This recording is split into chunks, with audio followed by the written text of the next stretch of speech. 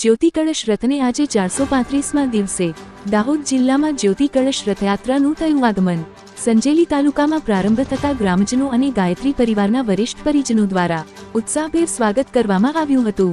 પૂરા ગુજરાતમાં પરિભ્રમણ કરતા કરતા આજે દાહોદ જિલ્લામાં આ જ્યોતિ કળશ રથને આજે 435મો દિવસ થાય છે।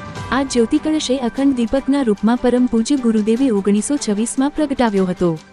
એને 2026માં 100 વર્ષ પૂરા થવાના છે। વિશેષમાં માતાજીનું પણ જન્મ શતાબ્દી વર્ષ 2026માં આવતું હોય એને અનુલક્ષીને આ જ્યોતિ કળશ રથને પૂરા વિશ્વમાં અને ભારતભરમાં ભ્રમણ કરી રહ્યા હોય તો આ દિવ્ય જ્યોતિ કળશના દર્શન માટે મોટી સંખ્યામાં ભાવિક ભક્તો ઉમટી પડ્યા હતા। રિપોર્ટર ગોવિંદભાઈ પટેલ સાથે ગોરધનભાઈ પટેલ, દાહોદ।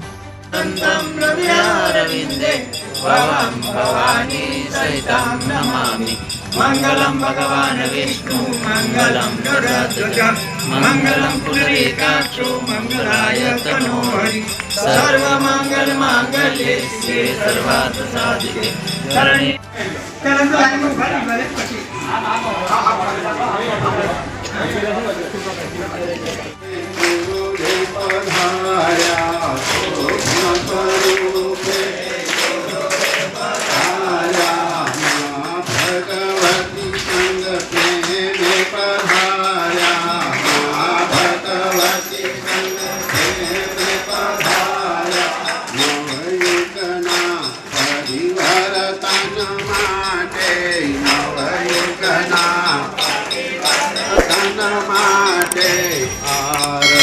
करिए ज्योति कलशनी।